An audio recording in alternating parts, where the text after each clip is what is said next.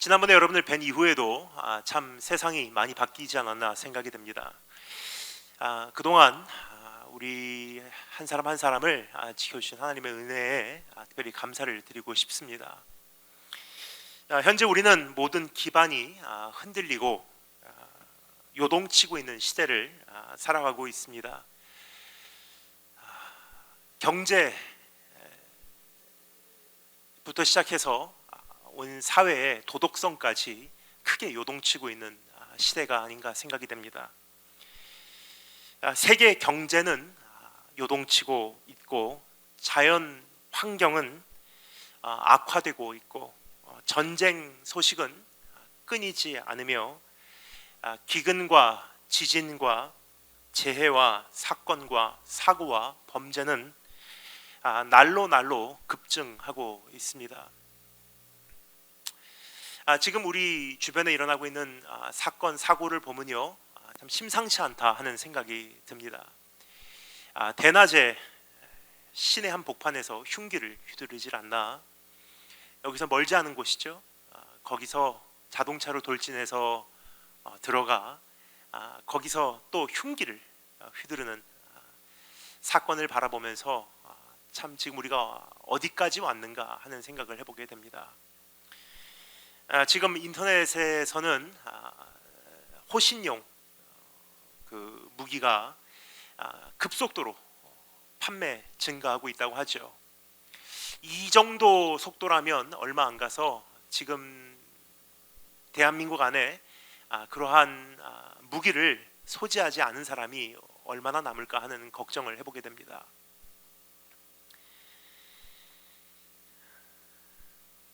뿐만 아니라 우리의 사회는 지금 급속도로 타락해 가고 있습니다. 마약이라는 것이 이제는 먼 나라에 있는 어떠한 지금 심각한 사회 문제가 아니라 지금 우리 코 아래까지 와 있다는 사실을 우리가 다 알고 계시리라 생각이 됩니다. 피자 한 판 정도 사는 가격으로 마약을 구입할 수 있는, 이젠 청소년부터 어른까지 누구나 쉽게 마약을 손댈 수 있는 때에 우리가 살고 있습니다. 세상은 또 인권 외치며 지금 다 자기 중심적으로 지금 변해가고 있는 그러한 그 트렌드를 보게 됩니다. 이것을 성경에서는 불법이 성하다고 이야기를 합니다. 예수님께서 마지막 때 불법이 성하다고 말씀하셨는데, 이 불법이 성하다라고 하는 것은 그 법을 지키지 않는 사람들이 많아진다는 뜻이 아니라 그것보다 더 정확한 표현이 있습니다. unlawful deeds, 법을 어긴다라는 뜻이 아니라 lawlessness, 법이 없어진다는 뜻이에요. 불법이 성한다. 이 세상에는 법이 없어진다고 이야기를 하고 있어요. 왜 법이 없어지냐? 물론 헌법이 존재하고요, 어떠한 규율이 분명히 있는 것은 확실합니다. 그런데 문제는 사람들 각각 마음에서 그 법을 존중하지 않는다는 거예요. 그 원인이 무엇인고 하니 다 자기가 거의 기준이 되기 때문이에요. 이전만 해도 여름 캠프 청소년들 찾아가서 그 아이들을 가끔 경책을 하게 됩니다. 거기 조용히 해라, 집중하고 말씀 들어라, 화장실 가는 거 및 모든 이동을 삼가해 주십시오. 그리고 자는 아이 있으면 깨웠어요. 근데 이제는 그렇게 못합니다. 코로나 전까지만 해도 그것이 가능했는데, 이번에 제가 한 달 전까지만 해도 여름 캠프로 대한민국 여러 곳을 다니며 말씀을 전했습니다. 그런데 이번에는 그냥 그러려니 하고 넘어가야 되더라고요. 왜냐하면 이제는 자는 사람 깨우면 그 잘 수 있는 그 휴식의 권리를 침해했대요. 시끄럽게 떠드는 아이 조용히 하라고 이야기하면 내 자녀 기분 상해 죄, 화장실 가는 거 막으면 생리적인 어떠한 현상을 제가 억제시켰다고 이야기를 들을 수 있기 때문에 시대가 시대인지라 이제는 들을 귀가 있는 사람은 제발 들어달라고 하는 심정으로 기도하는 마음으로 말씀을 선포할 뿐입니다. 그럼 누가 손해냐? 아이들이 손해예요. 참 너무 가슴이 아픕니다. 세상이 어떻게 여기까지 왔나. 더 전해야 될 말씀이 많기 때문에 제가 오늘은 더 이상 이것에 대해서는 말씀드리지 않겠습니다. 왜냐 이것은 하나의 서론에 불과하지 본론이 아니기 때문이에요. 근데 하고 싶은 말이 참 많습니다. 하지만 중요한 것은 그러한 세상, 그러한 사회, 그러한 시대 속에서 여러분과 저는 살고 있으며 여러분과 저 그리고 우리들의 자녀들은 이러한 세속적인 현실 속에서 적지 않은 영향을 받으면서 살고 있다는 것은 분명한 것이 아닌가 생각이 됩니다. 그래서 우리는 크고 작은 근심을 안고 있습니다. 과거에 대한 아픔도 있고요, 오늘에 대한 근심도 있고요, 내일에 대한 불안감과 씨름하며 살고 있습니다. 지금은 사람들이 외출도 굉장히 조심한다고 하죠. 육신의 질병과 마음의 통증과 정신의 어떠한 우리 안에 있는 손상 입은 부분과 영혼에 다가오는 이 공격과 매일매일 전투를 벌이고 있는 것이 우리의 삶이 아닌가 생각이 됩니다. 그래서 우리는 하나님의 위로가 필요합니다.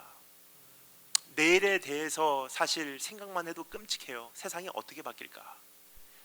여러분, 지난번에 와서 제가 말씀을 드린 적이 있습니다.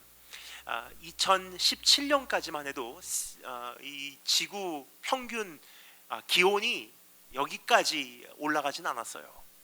근데 2017년을 기준으로 1.5도 상승을 합니다. 근데 1.5도 올라간 것뿐인데 자연재해가 8배 증가했어요. 그런데 그것이 2100년도까지 또 추가로 1.5도 상승한다고 이야기를 했습니다. 하지만 최근에 나온 보도 내용, 이제부터 2, 3년 안에 1.5도가 상승할 확률이 90% 이상이래요. 그러면 이제 1.5도 또 올라가게 되면 지금 오늘날 우리가 겪고 있는 이 자연재해 이상으로 8배 증가한다는 거예요. 그리고 유엔에서 정식으로 발표했죠. 여러분 뉴스 많이 듣고 계시리라 생각이 됩니다. 이제는 지구온난화라는 단어는 사용하지 않아요. 지구 열대화라는 단어를 공식으로 이제는 사용하기로 결정을 했습니다. 지구온난화의 시대는 지나갔어요. 왜냐? 이제는 돌이킬 수 없는 시점을 향해서 가고 있는, 멸망을 향해서 지금 내리막길을 급속도로 가고 있는 지금 역사 속에 우리가 살고 있기 때문입니다. 지금 바닷물 수면이 계속 올라온다고 하죠. 지금 북극에 있는 그 빙하, 그리고 남극에 있는 그 빙하가 녹기 시작해서 급속도로 지금 바닷물 수면이 지금 올라가고 있습니다. 근데 이것이 딱 100cm, 1m만 올라와도요, 약 70에서 80cm만 올라와도 우리가 알고 있는 웬만한 해안 도시들은 지금 다 침몰당한다고 하고 있어요. 미국의 맨하탄, 두바이, 싱가포르, 몰디브, 베네치아, 일본, 한국은 안전할까요? 아니요. 한국에서도 이미 이 세 개의 도시가 침몰할 것으로 보고 지금 준비를 하고 있습니다. 부산, 울산, 인천이래요. 이제부터 10년 안에 지구의 이 수면이 약 한 5, 60cm 올라가도 이상하지 않다고 수많은 과학자들이 분석을 하고 있습니다. 그럼 여러분, 농사는 어떻게 될지 상상이 가십니까? 이미 그 곡식의 가장 중요한 지구의 세계에 공급되는 수많은 곡식에 굉장히 많은 비중을 차지했었던, 이 공급의 비중을 차지했었던 우크라이나, 키예브, 키우였는데 거기에 지나온 1년 이상 지속되는 전쟁으로 인해서 그 지구의 곡식 그 생산하는 지역이 크게 타격을 입었죠. 거기다가 지금 수많은 자연재해로 인해서 농사가 어려워지고 있어요. 이제 곧 추석이 눈앞으로 다가왔는데 지금 추석 상품들만 해도 벌써 인플레이션 시작된 것을 여러분 피부로 느끼지 않습니까? 그럼 이제 그 우크라 러시아 전쟁과 지금 지구 온난화 자연 재해로 인한 이 농사의 어려움, 이것이 시너지 효과를 일으키면요 이제부터 수년 안에 엄청난 식량난이 우리에게 지금 다가오고 있다는 것이 수많은 경제학자들의 거의 확실한 추측입니다. 그럼 일자리 어떻게 될까요? 취업 어떻게 될까요? 거기에 따르는 우리의 사회의 이 강팍해지고 범죄율 같은 것은 어떻게 될까요? 그러니까 저는 사실 이제부터 10년 후 상상이 가지 않아요. 그래서 오늘 어린 아이들, 우리 자녀들 앞에서 예배를 열심히 드리고 있는데 참 가슴이 아픕니다. 이 아이들이 이제부터 10년 후에 어떻게 될까? 우리는 앞으로 다가올 일들을 감당하기 위하여 주님의 위로가 필요합니다. 앞으로 닥칠 환난을 이겨내기 위하여 주님의 위로가 필요합니다. 앞으로 임박한 이별들과 죽음과 투병과 빼앗김을 묵묵히 돌파하기 위하여 주님의 위로가 우리를 감싸주지 않으면 안 되는 것입니다. 이것이 앞으로 있을 일들만 아니라 우리의 과거를 한번 돌아볼까요? 지나온 날들을 우리가 납득해야 될 것도 많아요. 받았던 상처들, 분한 것들, 배반감들, 근데 그것을 잘 납득하고 정리하고 그것이 치유되고 우리가 앞으로 나가기 위해서 주님의 위로가 필요한 것입니다. 장래와 과거뿐만 아니라 오늘은 또 어떻습니까? 오늘 당장 숨 막히고 당장 답답하고 당장 까마득한 현실을 잘 견뎌내기 위하여 하나님의 위로가 필요한 것입니다. 그렇습니다. 우리는 과거, 현재, 미래 하나님의 위로 없이는 살 수가 없는 사람들이에요. 오늘 하나님은 그러한 위로를 우리에게 약속하고 계십니다. 그러한 위로를 갈망하는 마음으로 오늘 주어진 본문 말씀을 다음과 같은 세 가지로 나누어서 한번 정리해 보겠는데, 첫 번째는 하나님의 위로의 범위, 하나님은 우리를 어디까지 위로 가능하신 분이신가. 두 번째, 하나님의 위로의 방법입니다. 하나님은 어떠한 형태로 우리에게 위로로 임하시는가, 그 하나님의 위로의 형태가 무엇이냐는 거예요. 그리고 세 번째, 하나님의 위로의 도구입니다. 하나님께서는 어떻게 우리를 위로하시나. 세 가지 정리해 보도록 하겠습니다. 그럼 첫 번째, 하나님의 위로의 범위입니다. 우리는 초대교회에 대해서 일반적으로 생각하면 상당히 그 이상적인 교회의 그 그림을 그립니다. 오늘날과의 교회는 좀 다르다는 생각을 해요. 초대교회 그러면 그 강력한 성령의 역사가 있었고 은사가 사용되었고 성도들은 순결했다고 생각을 해요. 하지만 오늘 이 본문 말씀이 기록되어 있는 이 서신의 대상인 고린도 교회는 상황이 달랐습니다.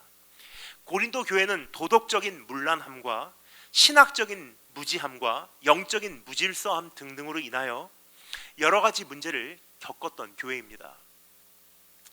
어떻게 보면 요즘 우리가 흔히 보고 듣고 접할 수 있는 교회에서 일어난다는 그 불미스러운 일들, 고린도 교회에서 이미 겪었던 바들이에요.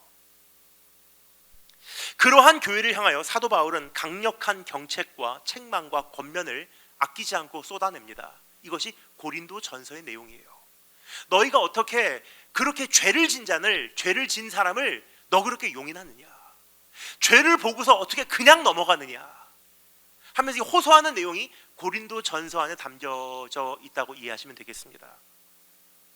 이로부터 조금 시간이 지난 후 사도 바울은 또다시 붓을 잡아 교회를 향해 편지를 쓰게 됩니다. 그 이유는 고린도 교회가 사도 바울이 그들에게 보낸 그 첫 번째 편지에 반응하여 오히려 이번에는 좀 더 반대로 치우쳤기 때문이에요. 죄를 저지른 자들을 너무나 지나치게 경책하고 이제는 용서를 해주지 않는 게 문제가 된 거예요. 이게 고린도 전서와 고린도 후서의 이 내용의 차이입니다. 그러니까 고린도 전서는 너희가 어떻게 죄를 용인하느냐? 근데 고린도 후서의 내용은 이제 어지간하면 용서해라. 그럴 수밖에 없었던 이유가 뭐냐? 그 예수 그리스도 안에 있는 이 새 언약에 대한 이해가 그 초대교회 성도들에게는 없었기 때문이에요. 새 언약은 무엇입니까? 하나님은 예수 그리스도를 십자가에 못 박아 죽이실 만큼 죄를 못 참는 분이시다. 거룩하신 분이시다. 죄를 거기까지 미워하셨다. 하지만 동시에 하나님께서는 자신의 아들을 십자가에 못 박혀 죽이실 만큼 우리를 사랑하신다. 죄인을 용서하시기를 원하신다. 긍휼이 하나님이시다. 이것이 온전한 밸런스를 이룰 때 새 언약이 되는 거예요. 이것이 예수 그리스도의 공로인 것입니다. 이것이 복음의 메시지인 것입니다. 근데 이 초대교회 1세기 크리스찬들은 아직 그것에 대한 신학적 이해가 적었던 것 같아요.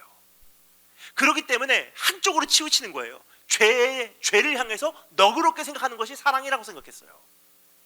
근데 그것을 경책하고 나니까 죄를 미워하기 시작하는데 죄인들마저 용서를 안 하는 거예요. 이제는 회개하고 돌아오는 사람들마저 용납하지 않는 거예요. 그래서 고린도 전서와 고린도 후서가 그러한 내용으로 구성이 되어 있다고 이해하시면 되겠습니다. 그러한 목적으로 이제 사도 바울이 고린도 후서 이제 새 언약에 대해서 정리해주고 이제 죄인들을 용서해주고 사랑으로 품어줘라 하는 그 내용을 전달하기 위해서 이제 고린도 후서를 기록하는데 이 고린도 후서가 이렇게 시작이 됩니다. 1절 하나님의 뜻으로 말미암아 그리스도 예수의 사도된 바울과 및 형제 디모데는 그러니까 고린도에 있는 하나님의 교회와 온 아가야에 있는 모든 성도에게 편지하노라 그래요. 여기서 참 희한한 표현이 나옵니다. 고린도와 아가야에 있는 모든 성도에게 편지를 한대요. 이 성도란 단어가 우리말로는 성도라고 표현되어 있죠. 즉 교회 다니는 사람, 예수 믿는 사람 정도로 우리가 이해를 해요. 근데 영어로 보잖아요. 원어를 정확하게 번역합니다. Saints to all the saints. 성자, 성인들에게 편지한대요. 우리가 일반적으로 성자, 성인 하면 누구를 떠올립니까? 예를 들어서 성 어거스틴.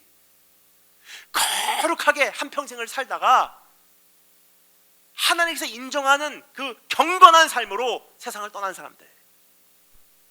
근데 고린도 교회가 어떤 교회인지 여러분 기억나십니까? 굉장히 도덕적으로 문란하고요, 신학적으로 혼란스럽고요, 그리고 교회 안에서의 이 질서가 무너졌던 그러한 교회였었어요. 근데 그 교회를 향해서 뭐라고 말합니까? 고린도와 아가야에 있는 그 거룩한 하나님의 백성들에게 편지하노니 그래요. 이게 어떻게 말이 됩니까? 왜 그러한 말을 할 수 있었냐? 고린도 후서를 통해서 이제 사도 바울이 전하고자 하는 내용이 있었기 때문이에요. 너나 나나 우리 다 죄인이다. 그런데 하나님의 은혜로 우리는 용서받은 자요, 거룩하게 인정된 하나님의 백성이다. 그래서 한때 죄인이었던 내가 한때 죄인이었던 너희에게 은혜 가운데 편지하노니 라고 지금 이야기하고 있는 것이라고 이해하시면 되겠습니다. 그렇게 시작된 고린도 후서 이렇게 이어갑니다. 하나님 우리 아버지와 주 예수 그리스도로 쫓아 은혜와 평강이 있기를 구하노라. 그러니까 그들이 하나님의 은혜와 평강을 얻기에 합당한 존재이기 때문에 그들에게 편지하는 것이 아니에요. 은혜와 평강, 그럼 무슨 뜻입니까? 은혜, 받을 수 없는 조건이 미달된 사람들에게 거저주는 선물이 은혜예요. 그러니까 고린도 교회의 이 상황을 보면 못마땅한 것이 참 많지만 하나님의 은혜로 인해서 너에게 평강이 있기를 원한다. 나도 용서받은 자요, 너도 용서받은 자니 경책은 하되 용서는 하고 엄격하게 권면은 하되 그 안에는 항상 받아주는 사도 바울의 그 마음이 여기 잘 정리가 되어 있지 않나 생각이 됩니다. 이 균형이에요.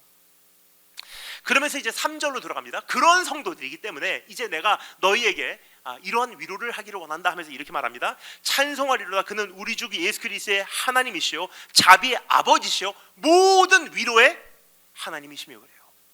한번 따라해 감사하겠습니다. 모든 위로의 하나님. 다시 한번 모든 위로의 하나님.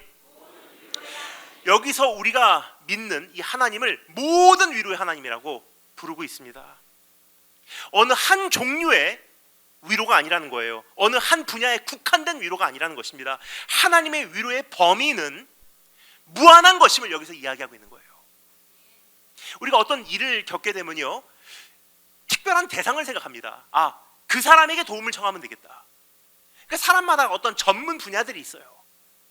근데 예를 들어서 관계에 대해서, 인간 관계에 대해서 어려움을 겪는데 어떤 사람에게 가고 대화를 나눠보면요, 그 사람에게 오히려 위로를 얻기보다 굉장히 마음이 심란해질 때가 있어요. 왜냐, 그 사람은 그 인간 관계에 대해서는 잘 모르는 사람이니까.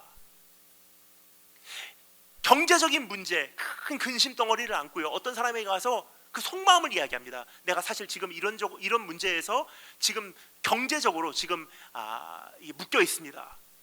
근데 그 사람이 나에게 주는 조언들은요, 나의 마음을 편안하게 하기보다도 오히려 큰 근심을 줄 때가 있습니다. 왜냐, 그 사람이 나에게 위로할 수 있는 그 한계가 경제적인 부분은 아니었다는 거예요. 그런데 오늘 이 말씀에 보면요, 우리의 하나님은 모든 위로의 하나님이래요. 우리가 찾고 있는 위로가 바로 여기 있다는 뜻이에요.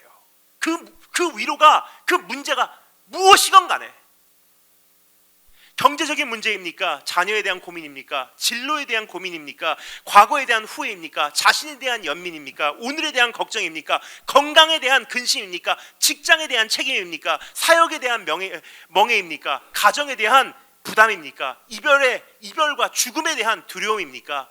지난 상처로 인하여 형성된 긴장감입니까? 혹은 저지른 죄로 인하여 스스로 자책하는 어떤 죄책감과 씨름하고 계시지는 않으신지요? 그것이 무엇이건 간에 하나님께 나와라. 하나님은 모든 위로의 하나님이 돼요. 그러니까 하나님께서 우리의 삶에 경제적인 문제부터 시작해서 자녀 문제까지, 진로의 문제에서부터 취업의 문제까지, 정신적인 문제에서 영적인 문제까지 하나님께서 우리의 삶에 만져주시지 못하는 영역이 없다는 거예요. 뿐만 아니라 이제부터 우리에게 다가오는 엄청난 일들, 그것이 자연재해든지 시대적 변화든지 도덕성의 타락이든지, 이제 우리 자녀들이 앞으로 살아가야 될 이 세상 속에서의 이 악화되는 현실이든지, 그것이 무엇이든 간에 모든 위로에 하나님께 나오라고 우리를 초청하고 있는 거예요.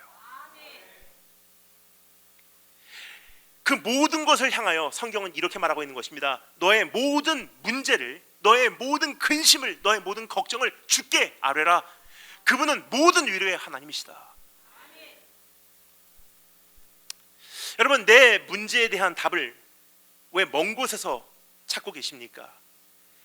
우리는 주님을 믿는다고 하지 않습니까? 왜 세상 요령을 여전히 사용하려고 하십니까? 왜 자기 지혜를 동원하십니까? 왜 사람을 의지하고 계십니까? 왜 편법까지 하십니까? 모든 위로의 하나님께 아뢰시기 바랍니다.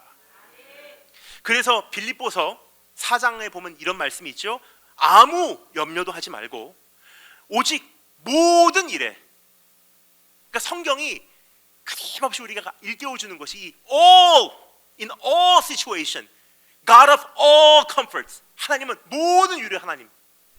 아무 염려도 하지 말고 오직 모든 일에 기도와 간구로, 경제적인 문제는 하나님께 아뢰도, 그래도 내 자녀의 진로 문제에 대해서 내가 거기까지 내가 하나님께 때를 쓸 수 있을까?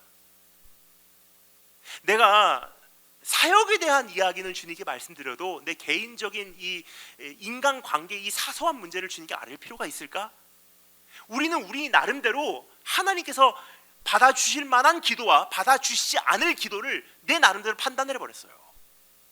근데 오늘 이 말씀에 보면요, 아무 염려도 하지 말고 모든 일에 기도와 간구로 너희 구할 것을 감사함으로 하나님께 아뢰라. 그리하면 모든 지각에, 한 분야가 아니에요, 모든 지각에 뛰어나신 하나님의 평강이 그리스도 예수 안에서 너희 마음과 생각을 지키시리라.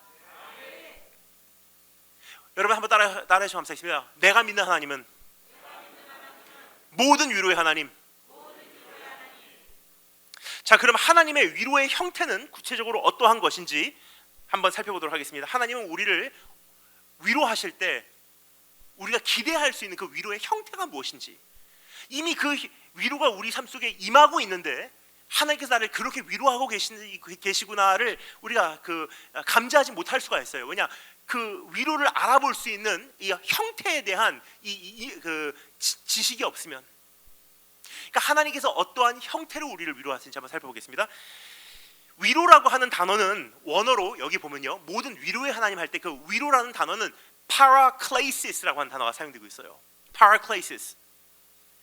처음 들어보는 단어일 수 있지만 어떤 분들은 오랫동안 교회를 다니신 분들이라면요, 이거 들은 경험이 있는데, 들은 적이 있는데 왠지 익숙한데 생각하시는 분들이 계실 거예요. 왜냐, 파라클레이턴이라는 단어를 들어보신 적이 있기 때문이에요. 요한복음 14장에 보면요, 예수님께서 성령님에 대해서 이야기하시고 너희를 도우실 보혜사를 내가 너에게 보내겠다 할 때 그 보혜사라는 단어가 파라클레이턴이라는 단어입니다.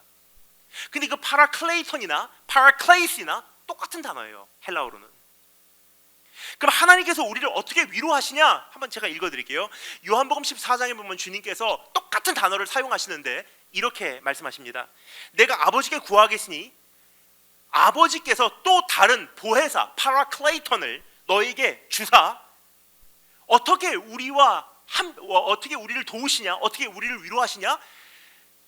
그 보혜사가 영원토록 너희와 함께 있게 하시리니. 그러니까 하나님께서 우리를 어떻게 도우시냐, 어떻게 위로하시냐? 하나님 위로하시는 가장 첫 번째 형태는요, 함께 하심이에요. 때로는 주의 음성 잘 들리지 않을 수가 있어요. 때로는 하나님의 손길 잘 보이지 않을 수가 있어요. 하지만 한 가지 분명한 것은요, 나와 함께 하시고 계시다는 것이 위로예요. 그래서 주님께서 우리에게 거의 마지막에 선포하신 말씀이 무엇입니까? 볼지어다 세상 끝날까지 내가 너희와 항상 함께하리라. 최고의 위로를 남기시고 떠나셨어요. 그렇습니다. 하나님께서 우리를 위로하시는 가장 첫 번째 형태는요, 함께하심이에요. 근데 함께하시면 거기서 한 가지 형성되는 결과가 있습니다. 선교지에서 저는 가끔 그 선교 보고를 듣습니다. 그러다 보면 이런 이야기를 많이 듣습니다. 선교사님, 저도 선교사지만 선교사님, 그 선교지에서 이러이러한 것이 필요합니다. 그러면 그 보고를 듣는 입장에서는 그게 거기까지 필요할까 하는 생각이 들어요. 그래서 그것보다도 더 급한 게 있으실 텐데 뭐 이런 거를 구하시나 하는 생각을 가끔 할 때가 있습니다. 근데 하나님께서 허락하신 기회를 얻어 제가 그런 선교지를 가끔 방문할 때가 있습니다. 방문하게 되면요, 한 2박 3일, 3박 4일 그 선교사님과 함께 동행을 합니다. 사역지 같이 가보고 현장에 가서 제가 견학을 해보고, 그럼 3박 4일 정도 같이 이게 시간을 보낸 다음에 제 안에 새로운 이 생각의 변화가 생겨요. 정말 필요하시겠구나, 그게. 그럼 성령님께서 우리와 함께 하신다는 것이 무엇이냐? 공감하신다는 뜻이에요. 우리의 그 마음을 이해해 주신다는 뜻이에요. 우리를 측은히 여겨주신다는 뜻입니다. 우리와 동행해 주시고 우리의 입장을 이해해 주시고 우리를 측은히 여겨주신다는 뜻이에요. 여러분, 그거 하나만으로도 우리에게 큰 위로가 되지 않습니까? 사실 위로가 다른 거이기 전에 가장 필요한 위로가 뭐냐? 네 마음 안다. 그럴 수밖에 없었던 우리의 연약함을 불쌍히 여겨주시는 분, 넘어질 수밖에 없었던 우리의 무지함을 긍휼히 여겨주신다는 뜻입니다. 쓰러질 수밖에 없었던 우리의 부족함을 이해해 주신다는 뜻이에요. 그게 하나님께서 주시는 위로의 첫 번째 형태입니다. 함께해 주시고, 함께해 주심으로 동행하시고 이해해 주시고 측은히 여겨주시는 거. 그러니까 하나님께 우리가 사실 감출 게 하나도 없어요. 뭐냐? 다 동행하심으로 이미 보셨고 들으셨고 이해하고 계신 분이시기 때문에. 그래서 너의 모든 염려를 다 주께 맡기라. 주가 너희를 돌보심이라 그래요. 돌본다는 단어가요, 무엇이냐?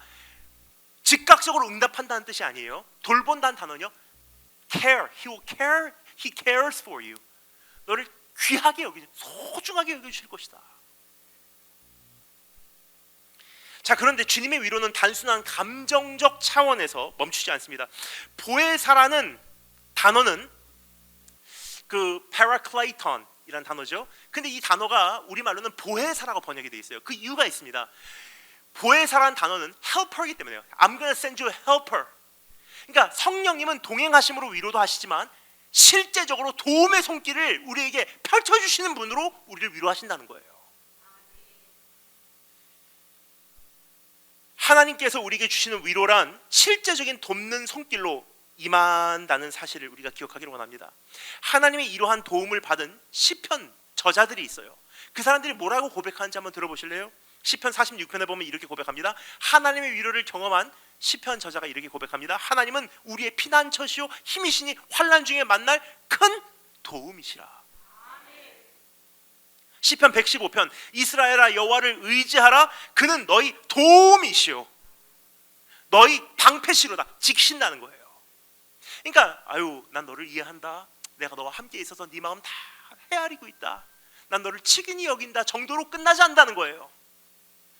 실제적으로 경제적인 문제, 내 어떤 진로의 문제, 질병의 현실 속으로 가정 속으로 뛰어드셔서 실제적으로 하나님의 도움의 손길로 거기서 일하시기 시작한다는 거예요.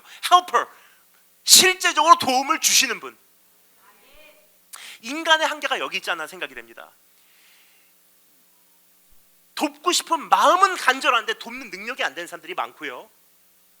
반대로 도울 수 있는 능력은 되는데 도울 수 있는 마음을 갖지 못하는 사람들이 참 많아요. 근데 하나님은 이 두 개 다래요. 나를 돕기를 원하시는 분이시고 도울 수 있는 능력이 되시는 분이란 뜻이에요. 시편 70편에 보면 이렇게 기록되어 있습니다. 나는 가난하고 궁핍하오니 하나님이여 속히 내게 임하소서. 주는 나의 도움이시오 나를 건지시는 자시오니 실제로 건지신대요. 여호와여 지체하지 마소서. 그리고 시편 121편 이렇게 기록되어 있습니다. 내가 산을 향하여 눈을 들리라. 나의 도움이 어디서 올꼬. 나의 도움이 천지를 지으신 여호와에게서로다. 그렇습니다. 사람이 주는 위로는 감정적인 통증 완화 정도의 역할은 할 수 있을지 모르지만 하나님께서 주시는 위로는 실제적인 도움이라는 사실을 기억하기 원합니다. 그래서 환난 가운데도 우리는 은혜와 평강을 누릴 수 있는 거예요. 그래서 사도 바울이 뭐라고 말합니까? 은혜와 평강이 너에게 있을지로다. 왜? 모든 위로의 하나님을 찬송하리로다. 너희와 함께 하신 하나님이시다. 그게 1절, 2절, 3절 내용으로 연결이 되는 거예요. 나도 죄인이고 너희도 죄인이지만 우리가 사실 하나님의 공로 없이는 의인이라고 불러줄 수 없어. 하지만 난 너희를 성도라고 부른다. 거룩한 백성이라고 부른다. 왜? 하나님의 은혜 때문에. 근데 하나님의 은혜와 평강이 너에게 있을지로다. 그 이유는 하나님은 모든 위로의 하나님이시니까.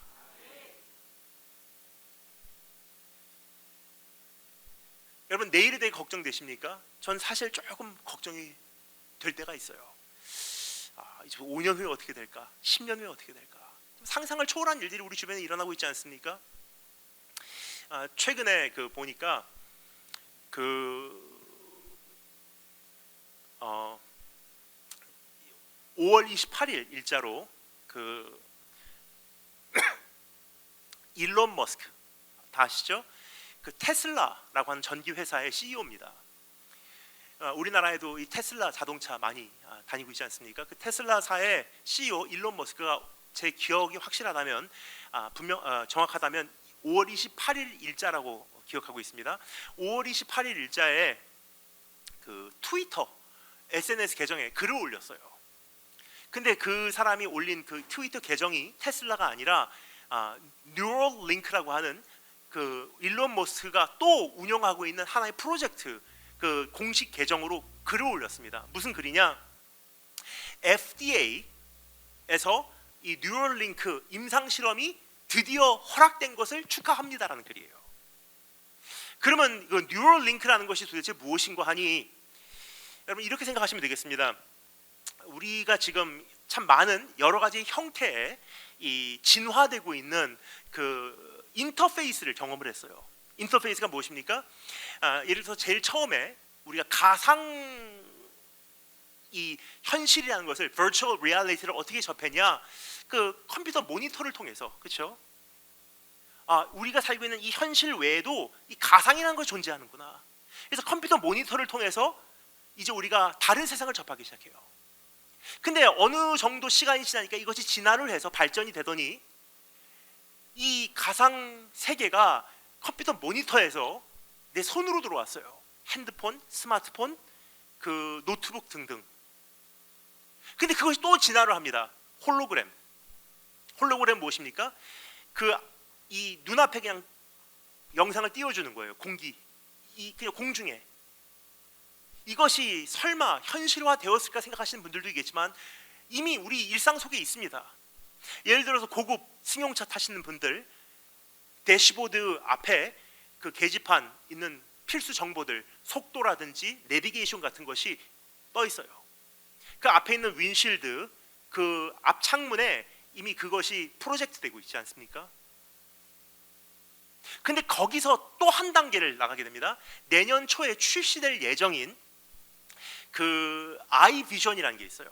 애플에서 이번에 약 350만 원에서 400만 원 정도의 금액으로 내년 초에 이제 판매 준비를 하고 있습니다. 유튜브 찾아보시면 이미 아이비전 선전이 그 홍보 영상이 많이 뜨고 있습니다. 아이비전은 뭐냐면 지금까지는 핸드폰으로 우리가 어플 같은 거 이렇게 우리가 그 작동을 시켰잖아요. 근데 집에 와서 밖에 어디든지 이제 일단은 그 전파가 되는데 가면 그 이제 이 거글을 쓰는 거예요. 안경을 쓰는 거예요. 그러면 이 눈앞에 이 핸드폰에 있는 모든 이 인터페이스에 나타나는 모든 현실이 이 안경 앞으로 펼쳐지는 거예요. 그러면 제가 이 눈앞에 있는 이 실제에 있는 현실도 보지만 어플 같은 것도 보이게 돼 있어요. 그럼 거기 손으로 움직입니다. 그거로 작동시키는 거예요. 그러니까 길거리 지나다니면서 이렇게 하는 사람들 이제 많이 보실 거예요.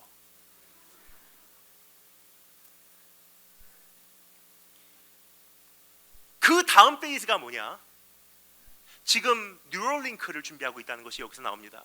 뉴럴링크는 지금까지 수십만 마리의 동물을 희생시켜서 이 실험을 진행해 왔어요. 뉴럴, 신경, 링크, 결합시킨다는 거예요.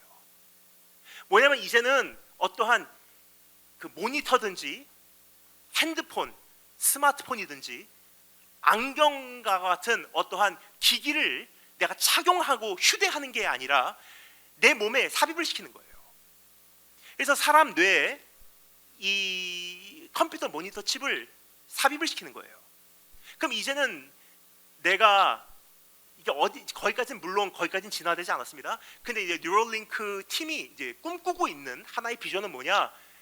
옛날 매트릭스라고 하는 영화에서 보았듯이 도구를 배울 필요가 없어요. 영어를 배울 필요가 없어요. 컴퓨터 칩 가지고 다운로드 시켜버리면 되는 거예요. 근데 이것이 지금 임상 실험이 미국 FDA에서 허락이 됐어요. 그러면 근데 지금 로봇 개발 어디까지 했는지 여러분 보고 계시지 않습니까? 넷플릭스에 보면은 이미 그런 영상이 많이 올라와 있는데 그 다큐멘터리입니다. 짐승 모양을 하고 있는 로봇에다가 등에 그 무기를 장착하고 전쟁터로 내보내고 있어요 지금. 저는 군사 교육을 받았기 때문에 한 사람의 미군이 착용하게 되는 모든 이 복장에 소요되는 이 비용이 어느 정도 되는지 대충 압니다. 한 사람이 전쟁터에 딱 이 모든 장비를 가지고 서기 위해서는요 약 7만 불에서 10만 불이 소요가 돼요. 그럼 우리나라 돈으로 하면 1억에서 1억 5천만 원 정도가 비용이 한 군인당 투자가 되는 거예요.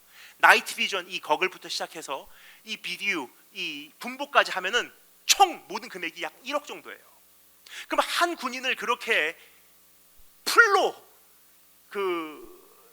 준비시켜서 전쟁터로 내보냈는데 전사를 하는 것보다도 오히려 군사 경제학적으로 볼 때 로봇 하나 개발해서 전쟁터로 내보내는 게 싸다는 거예요. 그러면 그 군인들 생명도 지켜줄 수 있고요. 희생이 적은 거예요. 그래서 지금 로봇 개발을 하고 있는데 한 로봇당 무기 뒤에다 장착시켜 놓고 지금 밖으로 내보내고 있는 훈련을 시키고 있어요. 그거 연구 진행 중이에요. 거기에 지금 AI가 어디까지 발달된지 여러분 보시지 않았습니까? 지금 챗 GPT로 인해서요, 지금 새로운 세상이 열렸대요. 지금 여러분 챗 GPT AI에게 설교 써라, 마가복음 1장 몇 절부터 몇 절에서 이러한 내용으로 설교를 써라 그러면 설교 쓰는 거 아십니까? 실제로 있었던 연구예요. 챗 GPT가 쓴 설교를 가지고요, 신학자들, 설교학 교수들에게 그거를 무명으로 보여줬대요. 누가 썼는지 말 안 하고. 그 교수들이 거의 3분의 1로 갈렸어요. 어떤 교수들은요, 이건 괜찮은 설교다. 어떤 교수들은 괜찮은 설교인데 아주 고칠 부분은 있다.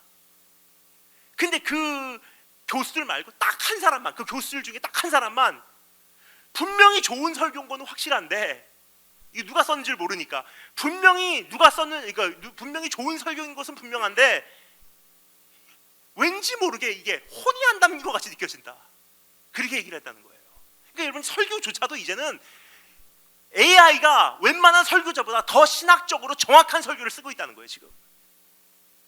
그러니까 하나님의 이 영광과 주의 이 임재가 얼마나 중요한지, 설교는 정보 전달이 아니라는 거예요. 그냥 정보 전달 같았으면요, AI가 이제는 훨씬 더 잘하는 시대에 우리가 살고 있어요. 그러니까 설교자가 이제는 더 기도하고 깨어있고 하나님과 온전히 자기 자신을 들여서 강단에 설 때마다 하나님의 임재가 동행하지 않으면 AI가 설교하는 게 낫다는 결론이 나오는 거예요 이제는. 그럼 그 AI와 로봇과 사람 뇌에 그것을 연결시키는 고리가 완성이 되면요, 상상을 초월하는 세계가 열려버려요. 근데 이것이 지금 얼마나 빨리 진화되고 있는지 여러분 한번 생각해 보시기 바랍니다. 스마트폰 산업, 이거 10년 좀 몇 년 안 넘었어요. 12, 3년? 여러분 무려 10년 전에만 해도요, 우리가 그냥 햅틱이라고 해서 조금만 칼라 스크린만 나와도 좋아하고 비싼 돈 내고 샀던 거 기억하십니까? 제가 16년 전에 선교사로 처음 파송받고 중국에 들어갔는데 그때 최신형 폰 산다는 것이 모토로라 레이저였었어요. 폴더폰. 10 몇 년도 안 되는 이 짧은 기간 동안 여기까지 세상이 바뀌었어요 여러분. 그럼 이제부터 10 몇 년 동안 가속이 붙은 이 개발, 이 그 과학 이 발전 중에서 이게 어디까지 발전이 될지 여러분 상상이 가지 않는다는 거예요.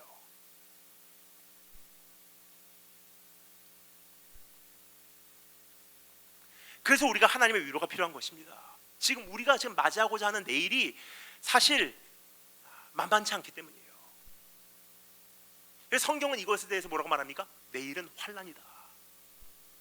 근데 얼마나 감사한지 내일도 하나님의 위로가 있다고 하는 것을 우리가 확신할 수 있는 시편 50편 말씀, 환난 날에 나를 부르라 내가 너를 건지리니 네가 나를 영화롭게 하리로다. 그러니까 과거에서도 현실 속에서도 내일의 세상 끝날까지 일어나는 모든 일 속에서도 하나님의 위로가 우리를 감쌀 수 있는 넉넉한 능력이 있고요, 충분함이 있다는 거예요. 그럼 우리가 누구에게 가야 되겠습니까? 우리가 동행해 주시고 우리를 이해해 주시고 측은히 여겨 주시고 그리고 실제적으로 도와주시는 하나님의 손길.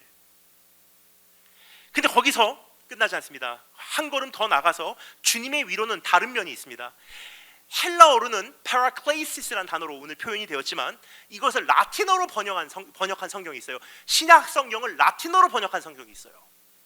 초대교회 성도들이 라틴어로 번역을 했죠. 우리 교부들이. 그분들이 이 파라클레이시스라는 단어를 뭐라고 번역을 했냐? 포티스라는 단어로 번역을 했어요. 성령, 모든 위로의 하나님, 모든 포티스의 하나님. 그 포티스가 무슨 뜻이냐? 포티스는 영어로 fortitude라는 단어예요. 그 가장 그 뿌리 단어입니다. 근데 그 fortis라는 단어는 무슨 뜻이냐면요, 용기를 주다, 담대케 하다, 강하게 만들다는 뜻이에요. 그럼 성령님께서 우리를 어떻게 위로하시냐? 아유 그래 힘들었지 정도로 끝나지 않습니다. 내가 너와 함께한다. 넌 그럴 수밖에 없었어. 참 힘들었겠구나. 이해한다. 난 너를 치긴히 여긴다. 실제로 도와주시고, 근데 거기서 끝나는 것이 아니라 한 걸음 더 나가서 이제는 일어나라. 가만히 앉아 있을 때가 아니야. 용기를 내라. 담대하라. 이것이 하나님의 위로의 온전한 균형이에요. 하나님께서 우리에게 주시는 위로는 단순히 감정적으로 통증을 완화하고 실제적인 도움만 가져다주는 차원으로 끝나는 것이 아니라 우리에게 용기와 담대함을 불어 넣어주고 우리를 강하게 만들어주는 목적이 있다는 사실을 말씀드리고 싶습니다. 그냥 위로하고 끝난 하나님이 아니에요. 위로는 하나의 단계일 뿐이지, 위로한 다음에 우리를 강하게 만드는 것이 하나님의 목적이에요. 사람에게는 이런 양면성이 필요합니다. 따뜻함과 엄격함의 균형이 필요한 것입니다. 은혜와 채찍이 둘 다 필요한 것입니다. 옛날에 저희 농구 코치 생각이 납니다. 저는 중학교 1학년부터 고3 졸업할 때까지 농구부에 있었습니다. 농구부에 이제 시합을 할 때 제 이제 역할이 파워 포워드였었어요. 파워 포워드의 역할이 뭐냐면 제 농구부 포지션이 리바운드 잡는 역할이거든요. 슛을 합니다. 근데 공이 골대에 튕겨 나와서 떨어지잖아요. 그러면 제가 그 공을 잡아야 되는 거예요. 그게 제 역할이에요. 그러니까 골대 밑에서 항상 있습니다. 그러니까 저는 항상 부러웠던 것이 슈팅 가드, 포인트 가드, 항상 막 공을 드리블하고 내려와서 슛 넣는 사람들이 굉장히 저는 부러웠어요. 장거리 슛 넣는 사람들, 그 사람들은 그냥 던지면 되는 거예요. 근데 공이 안 들어가면 제가 잡아야 되는 거예요. 제가 잡아서 또 한 번 쏴봐 던져주면 또 쏴요. 안 들어가면 또 잡아하고 또 한 번 쏴봐 던져주면 또 잡아하고 또 밖에서 쏴요. 물론 골대 밑에서 열려 있으면 제가 다시 한번 넣기도 합니다. 근데 3점 슛 들어가면 사람들이 막 환호성을 지르고 좋아해요. 근데 열심히 몸싸움하면서 골을 잡아서 다시 한번 제가 골대 밑에서 넣어도 사람들이 그렇게 박수 치지는 않더라고요. 골대 밑은 정말로 치열해요. 막 몸싸움이 엄청 일어나거든요. 공 다시 잡아야 되니까. 그러다 보니까 온몸이 다 골병이 듭니다. 한번 시합이 끝나면. 그러다가 어느 날 시합 도중에 넘어지거나 쓰러질 때가 있어요. 그러면 보통 코치가 어떻게 하죠? 아유, 그래, 힘들지. 내가 너를 이해한다. 넌 그럴 수밖에 없었어. 그건 코치가 아니에요. 코치는 어떻게 하냐? 선수가 쓰러지잖아요. 그럼 소리를 질러요. 일어나! 5분밖에 안 남았어. 힘을 내. 뛰어가. 끝까지 달려. 소리를 질러요. 그럼 참 희한해요. 시합을 뛰고 있는 선수는요, 그게 위로로 들려요. 일어나서 나를 응원하고 있구나 하는 소리를 듣고 막 남은 힘을 다해서 달려가기 시작하는 거예요. 그리고 이제 집에 오는 버스 안에서 코치가 와서 등을 이렇게 어깨를 주물러주면서 잘했어. 그 양면성이더라고요. 그 소리를 듣는 그 소리를 듣는 순간 다음엔 더 열심히 해야지 하는 생각이 들더라고요. 우리를 만드신 하나님께서는 우리를 제일 잘 아세요. 괜찮아, 힘들었어, 그래, 난 너를 위로한다, 사랑한다. 그렇게만 우리를 다루어서는요, 우리는 주저앉은 채 언제까지나 이대로 끝나고 말아요. 근데 하나님의 위로는 어떻게 임하시냐? 동행하시고 측은히 여겨주시고 우리를 이해해 주시지만 또 실제로 도와주시고, 하지만 때로는 우리에게 엄격한 채찍을 가하신다는 거예요. 이대로 앉아 있을 거냐? 너는 그렇게 할 수밖에 없었지. 다 안다, 잘한다, 이해한다. 참 힘들었겠구나. 그 속에서도 참 그 가정 안에서, 그 경제적인 어려움 속에서, 직장 속에서, 숨막히는 현실 속에서 참 잘 견뎠다. 자랑스럽다. 그런데 이제는 일어나야지. 이제는 정리해야지. 이제는 앞으로 나가야지. 언제까지 이대로 있을 수 없지는 않느냐. 또 한 번의 성장을 위해서 일어나자. 또 한 번의 성화를 위해서 달려가자. 또 한 번의 경주를 이제는 완주하기 위해서 싸워내자. 용기를 내라. 담대하라. 주저앉은 자리에서 일어나라. 언제까지 주저앉아 있느냐? 언제까지 쉬려고 하느냐? 언제까지 낭망하고 있느냐? 다시 시작할 때다. 응원하시는 분이 하나님의 위로예요. 이러한 밸런스가 하나님의 모든 위로 안에 내포되어 있는 내용이라고 이해하시면 되겠습니다. 이것이야말로 예수 그리스도 안에 있는 새 언약의 내용이에요. 그러니까 예수님 안에 있는 이 새 언약, New Covenant, 우리와 함께 하신다. 하지만 내가 너를 아버지 앞에 점도 없고 흠도 없이 아버지 앞에 너희를 보여드리기 위해서 난 너를 엄격하게 연단하고 정금과 같이 되어 만들어낼 것이다. 이게 하나님의 뜻이요, 이것이 예수 그리스도 안에서 우리에게 약속된 확신입니다. 자, 마지막으로 한 가지 더 말씀드리기를 원합니다. 하나님의 위로는 또 한 가지 형태로 우리의 삶에 임합니다. 4절 말씀에 보면 우리말로 모든 환난이라고 기록되어 있어요. 너희를 환난 가운데라고 기록되어 있죠. 우리를 모든 환난 중에서 우리를 위로하사라고 되어 있어요. 그러니까 우리를 위로하시는데 경우가 있다는 거예요. 상황이 있다는 거예요. 어떠한 경우에, 어떠한 상황에 우리를 위로하시냐? 모든 환난 가운데. 그 환난이라는 단어가 참 특이한 단어가 여기 사용됐어요. thlipsei라고 하는 단어예요. thlipsei 원어로. 우리가 일반적으로 환난 그러면 고통, 어려움, 고난, 이제부터 다가오는 자연 재해 정도로 이 의미를 국한해 버려요. 근데 성경에서 말하는 이 thlipsei라는 단어는 굉장히 특이한 단어예요. 여기서 말하는 이 환난이라는 단어는요, 점진적으로, 지속적으로 가중되어 가고 있는 고난의 상태를 이야기하고 있는 단어입니다. 예, 이렇게 한번 머릿속에 그림을 그려봐 주시면 좋겠습니다. 가장 정확한 그 그림이 바로 여기서 이제 우리로 하여금 떠오르게 합니다. 고대 시대 대영 제국에서 집행되었던 처형 방법을 떠오르게 합니다. 지금 같으면 어떻게 사람이 그 사형이 되죠? 뭐 영어 같은 미국 같으면 lethal injection이라고 해서 뭐 약물 그 화학물 그 투약시켜서 그 사람을 사형시키든지 뭐 그렇게 하는 여러 가지 사형의 형태가 있을 것입니다. 근데 고대 시대 영국에서는 어떻게 사람을 사형시켰냐? 참 특이한 방법이 있었어요. 사형 당하게 되는 죄수를 땅에 눕혀요. 그리고 그 눕힌 죄수를 결박시켜 놓고서 그 위에다가 무거운 돌덩어리를 하나씩 얹어가는 거예요. 그의 몸 위에 얹어서 그 중량에 눌려 익사할 때까지 쌓아 올립니다. 점진적으로,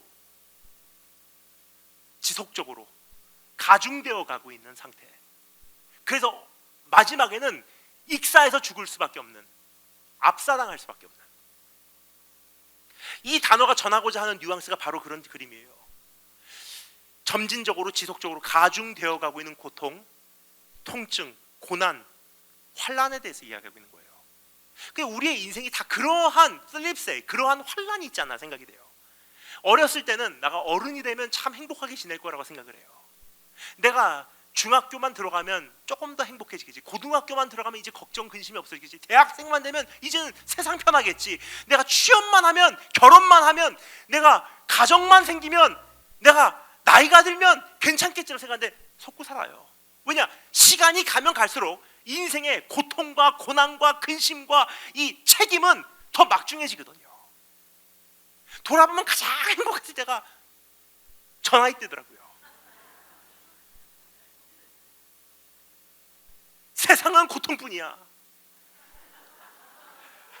근데 주님 계시니까 행복한 거야. 돌아보면 제일 행복했을 때가 그때. 뭐냐? 그때는 내 인생의 가장 큰 고민이, 물론 아이들도 큰 고민 많아요. 그런데 대체적으로 봤을 때, 물론 정말 심각한 고민 있는 아이들, 심각한 고난 속에 있는 아이들, 심각한 위험 속에 있는 아이들 많습니다. 근데 대체적으로 봤을 때, 일반적으로 얘기할 때 말입니다. 일반적으로 얘기할 때 아이들이 갖고 있는 큰 근심 덩어리가 뭐죠? 저 장난감 못 가져. 친구가 나 생일 파티에 안 불렀대. 그 정도가 아이들이 갖고 있는 큰 근심 덩어리예요. 근데 시간이 지나면서 어떻게 됩니까?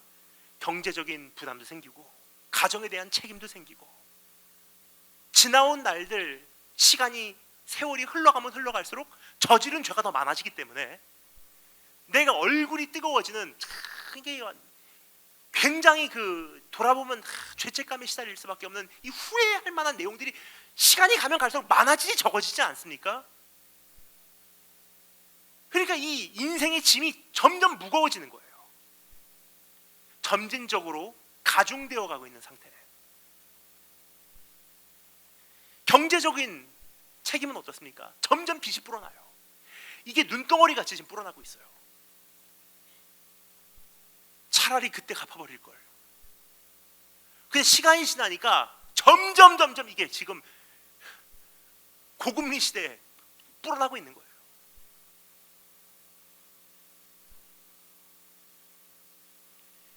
그러한 상태를 이야기하고 있는 것입니다. 점진적으로 지속적으로 가중되어 가고 있는 고통, 통증, 고난, 환난. 근데 4절 말씀에서 이렇게 말합니다. 우리의 모든 뜰립사이 환난 중에서, 그러한 인생의 수고 속에서 우리를 위로하사, 우리로 하여금 하나님께 받은 위로로서 환난 중에 있는 자들을 능히 위로하게 하시는 이시로다. 무슨 뜻이냐? 그러한 환난 속에서 우리를 위로하신다는 것은요, 가중되어 가고 지속적으로 점진적으로 가중되어 가고 있는 이 멍에를 대신 짊어주신다는 뜻이에요. 그게 하나님의 위로입니다. 우리의 삶에 점진적으로 지속적으로 가중되어 가고 있는 걱정과 염려와 상처와 두려움과 아픔과 문제와 고민과 핍박과 통증과 질병과 고독함과 정신적 압력과 사회적 책임감과 가정에 대한 책임과 경제적 부담과 사역에 대한 무게와 다가오는 환난에서 우리를 위로하사, 모든 위로야 하나님이. 하나님 정말 더 이상 이제 무거워서 못 참겠어요. 이제는 이 책임이 더 이상은 내가 못 참겠어요. 그 우리에게 주님께서 뭐라고 말씀하십니까? 수고하고 무거운 짐진 자들아 다 내게로 오라. 내가 너희를 쉬게 하리라. 대신 짊어주신다는 거예요. 그게 하나님의 위로입니다. 그래서 정말로 예수님 안에 있는 사람, 새 언약 안에 있는 사람의 특권이 뭐냐? 나이가 들면서 세월이 지나면서 점점 무게로 인해서 짓눌리는 이 세상의 압력과 가정에 대한 책임과 인생에 대한 이 노고와 이 수고가 점점 무거워져서 우리가 짓눌려가는 인생이 아니라 더 가벼워지는 거예요. 더 자유로워지고, 더 가벼워지고, 더 평안해지고.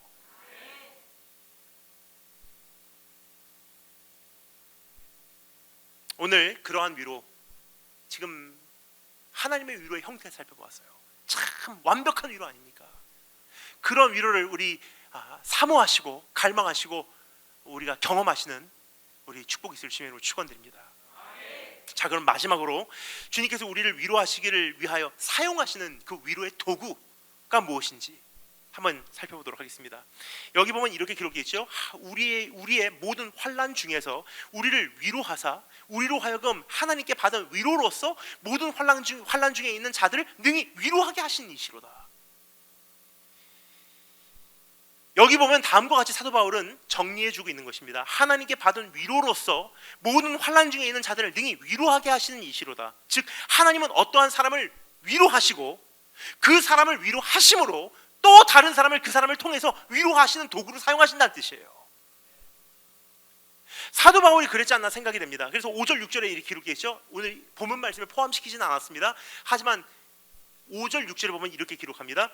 그리스도의 고난이 우리에게 넘친 것 같이 우리의 위로도 그리스도로 말미암아 넘치는도다. 우리가 환난 받는 것도 너희의 위로와 구원을 위함이요. 사도 바울이 기가 막힌 말을 해요. 내가 위로를 받는 것도 결국 너희의 구원을 위함이요. 혹 위로받는 것도 너희의 위로를 위함이니, 내가 하나님께 위로를 받는 것도 너희를 위함이니, 이 위로가 너희 속에 역사하여 우리가 받은 것 같은 고난을 너희도 견디게 하느니라. 그러니까 사도 바울은 깨달은 거예요. 내가 고난을 받는 것이 의미가 있구나. 왜냐? 내가 위로를 하나님께 경험하면 나하고 똑같은 고난 속에 있는 사람들을 내가 받은 위로로서 그 사람들에게 전해줄 수가 있구나. 그렇게 생각해보면요, 여러분, 우리가 받는 이 고난이 무의미한 게 하나도 없더라고요. 사도 바울은 이렇게 말하고 있는 것입니다. 예수 그리스도의 고난에 내가 동참하였다. 그러다 보니까 하나님의 위로가 나에게 임하시더라. 너희도 그 고난에 참여하고 있다. 그러면 너희도 이제 그 위로를 경험하게 될 터이니 기대해라. 그 위로를 전해주는 도구로 하나님께서 나를 사용하실 것이다. 여러분, 절대로 무의미한 고난이 없습니다.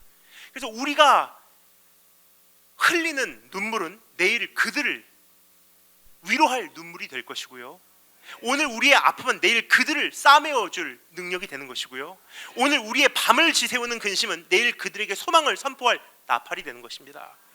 오늘 우리의 가슴 시리는 고독함은 내일 그들을 예수로 채울 손길이 되는 것입니다. 오늘 우리의 가난함은 내일 그들의 궁핍함을 위로할 능력이 되는 것입니다. 그렇게 내가 위로를 받으면요, 내가 받은 위로로서 남을 위로할 수 있는 도구가 되는 거예요. 또 그 사람이 그렇게 위로를 받으면요, 그 사람도 이제 다른 사람을 위로할 수 있는 도구가 되는 거예요. 그럼 하나님께서 어떻게 위로하시냐? 사람들을 통해서. 그래서 오늘 여러분께 저는 몇 가지 부탁을 드리며 말씀을 마무리하고 싶습니다. 첫째, 오늘의 고난으로 인하여 침몰되지 말고 주님의 위로를 이제 기대하시기 바랍니다. 왜냐? 주님은 모든 위로의 하나님.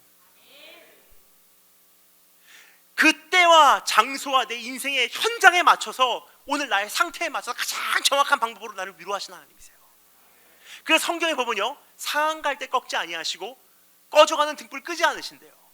저는 그 의미가요, 꺼져가는 등불을 끄지 않는다고 하니까 어렸을 때 그래, 어차피 있어봤자 너는 꺼지기 때문에 내가 비참하게 후회하고 꺼버리진 않을 거야, 그렇게 생각을 했어요. 뭐 사무라이 같이 어차피 죽을 사람이야 하고 그냥 마지막으로 단칼로 안 비워버리고 완전히 그냥 끝장내지 않고 어차피 피 흘리다가 죽게 돼 있어 하고 가는, 뭐 그렇게 신사적인 무사 정도로 생각을 했어요. 꺼져갈 등불, 어차피 꺼지니까 내가 굳이 이걸 갖다가 그냥 부를 필요가 있나? 근데 그 의미가 아니에요, 여러분. 꺼져가는 등불 끄지 않는다는 것을 정확하게 이해하면요, 이런 뜻이에요.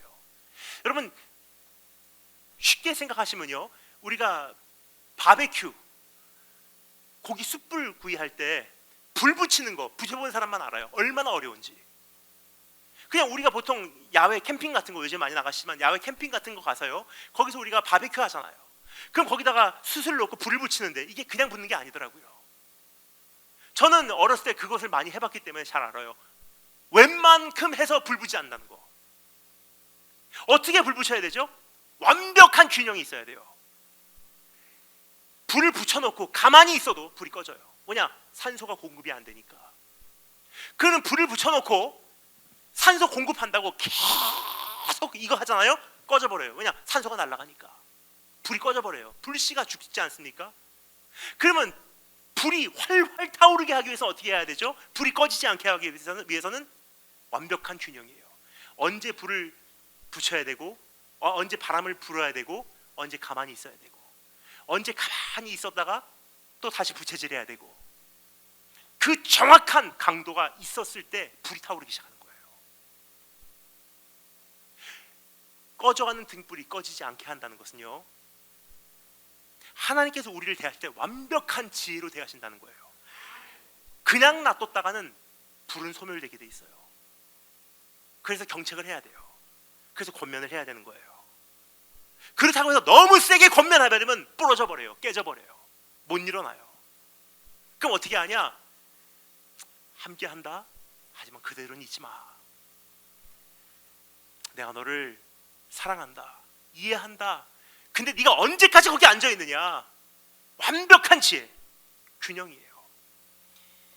이게 하나님께서 우리에게 주시는 위로입니다. 그런 위로가 우리 삶 속에 있다면요, 오늘 참 그걸 돌아보시고 한번 더듬어 보세요. 내 삶 속에 이러한 위로로 하나님 와 계셨군요. 그런 위로를 기대하신 축복이 있으기 바랍니다. 오늘 말씀을 마치면서 제가 첫 번째 그렇게 여러분께 부탁을 드리고요, 두 가지만 더 말씀드릴게요. 두 번째는 하나님께서 오늘 나에게 위로로 보내신 사람들을 이제 알아보시기 바래요. 하나님께서 아까 어떻게 우리를 위로하신다 그랬죠? 사람을 통해서. 가만히 돌아보면 우리 삶 속에 그런 위로의 손길이 이미 있더라고요. 근데 우리는 무슨 신비적인 하나님의 위로를 바래요. 무슨 막 하나님께서 하늘에서 금가루를 뿌려주시고 막 나에게 뭐 음성을 들려주시고 막 신비적으로 환상으로 나타나시고 그러면 위로를 받았어요. 하나님은 자신이 만들어 놓으신 이 물리적인 세상을, 질서를 무시하시는 분이 아니세요. 자신이 만드셨기 때문에 가장 우선적으로 가장 주된 도구로 누구를 사용하시냐? 사람을 통해서 역사하신 분이세요. 그리고 가만히 돌아보면요, 지나온 코로나, 나에게 무슨 환상을 보여주시고 나에게 갑자기 무슨 그 신비적인 음성을 들려주시고 하셨던 것보다도 사람을 통해서 돕는 손길로 나에게 위로하시고 옆에와 같이 계시고 그런 경우가 더 많지 않았습니까? 근데 우리는 여전히 그것을 알아보지를 못해요. 마치 이런 사람과 같습니다. 옛날에 들었던 이야기예요. 비가 옵니다. 물이 차오르기 시작합니다. 홍수가 났어요. 이제 곧 침몰당해요. 그래서 그 사람이 유일하게 마지막으로 갖고 있는 소망, 지붕 위로 올라가는 거예요. 지붕 위로 올라가고 사방을 둘러보니까 물이 온 동네에 가득 차기 시작한 거예요. 다 많은 집들이 이미 침몰되기 시작했어요. 그래서 이 사람은 마지막 수단이라고 생각하고 무릎 꿇고 기도합니다. 주여 살려주세요, 살려주세요. 주님께서 나에게 도움을 주시옵소서 하는데 갑자기 저기요 그래 누가 돌아보니까 어떤 사람이 모터보트를 타고 옆에서 기다리고 있는 거예요. 네? 그렇게 하니까 그 사람이 이야기합니다. 빨리 올라타세요. 이제 곧 침몰 나갑니다. 이제 쓸려 내려갑니다. 빨리 올라타세요. 그러니까 아니에요. 전 기도해야 돼요. 하나님께서 도우심을 주실 것입니다. 주여! 한참을 기도하는데 저기요 또 돌아보니까 다른 사람이 왔어요. 제발 올라타세요. 이제 곧 침몰 당해요. 이 사람이 말합니다. 저는 하나님의 신실하심을 믿습니다. 주여! 기도해. 그 사람은 가고 한참을 기도하는데 이제 또 음성이 들립니다. 저기요. 돌아보니까 어떤 사람이 배를 타고 옆에 와 있어요. 이제 진짜 침몰당해요. 이제 물이 여기까지 차올랐어요. 이제 끝나요. 빨리 올라타세요. 그런데 나는 하나님께서 도우심을 주실 것을 신뢰합니다 하고 그 사람을 보내요. 그리고 기도하다가 이 사람이 빠져 죽었어요. 천국 가서 눈을 떴습니다.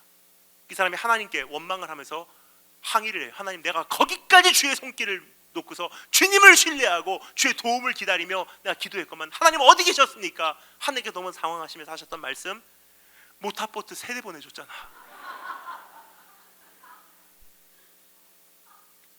돌아보면 하나님께서 우리에게 주신 참 굉장히 상식적인 그런 도움이 너무 많더라고요. 코로나와 나와 함께 지내온 옆에 있는 사람, 오늘 하나님께서 내 가정에 보내준 그 사람, 내 사업 일터에서 하나님께서 직원으로 보내준 그 사람,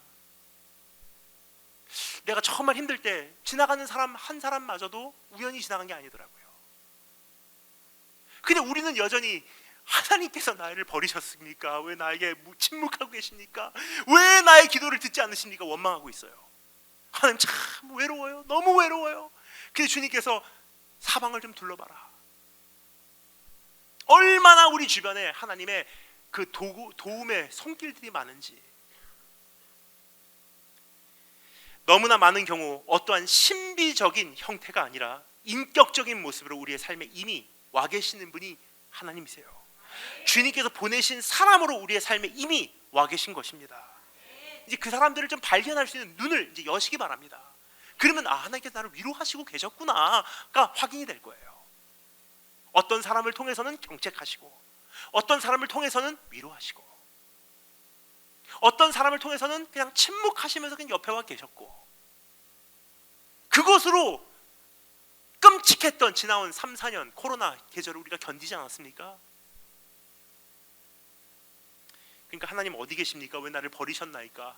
기도하지 마시고 눈을 떠서 주변에 있는 하나님의 손길들을 바라보시기 바랍니다. 마지막 3번째로 한 가지 더 부탁을 드리고 말씀 마치고 싶습니다. 그렇게 하나님의 위로를 경험하신 여러분이시라면 이제는 언제까지나 주저앉아 계시지 마시고 이제는 일어나서 다른 이들을 위로하기 위해서 여러분께서 그 도구로 나가시기 바랍니다. 하나님은 나를 위로하심으로써 다른 사람을 위로하는 도구로 쓰신대요. 그럼 이제 내가 언제까지 나를 위로해 주세요, 나를 위로해 주세요가 아니고 내가 하나님의 위로를 기대하고 모든 위로의 하나님을 만나고, 그리고 사람들을 통해서 나에게 다양한 형태로 다가오셔서 위로하신 주님을 경험했다면 이제 내가 그런 위로의 손길로 나가야 되는 거예요. 우리 주변에 주님의 위로를 필요로 하고 있는 수많은 사람들이 있지 않습니까? 깨진 가정, 상처난 영혼, 버림받은 아이들, 불안에 떨고 있는 사람들, 용서받을 수 없다고 자책하고 있는 심령들, 불면증에 시달리고 있는 젊은이들, 꿈이 사라진 청소년들, 꿈을 접은 가정들, 자녀를 잃은 부모들, 질병을 앓고 있는 육체들, 이 모두 우리가 찾아가야 될 위로의 대상들입니다. 그들의 마음을 만져주고 실제적인 도움의 손길을 전해주고 용기와 담대함으로 그들 안에 불어 넣어주고 그들을 우뚝 서게 하고 무거운 짐을 대신 짊어져 주는 사람이 바로 지금 이 시대에 필요한 성도요, 하나님의 위로를 경험하여 다른 이들을 위로하는 하나님의 도구인 것입니다. 오늘 그러한 자리로 나오시기를 주님의 이름으로 축원드립니다. 다 같이 우리 찬양팀 올라오시고요. 잠시 우리 찬양 한 곡 하고 기도하는 시간을 갖도록 하겠습니다.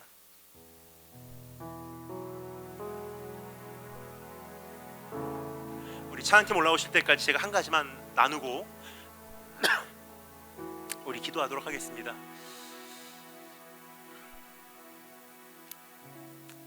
하나님 너를 만드시는 분, 찬양 준비해 주셨죠?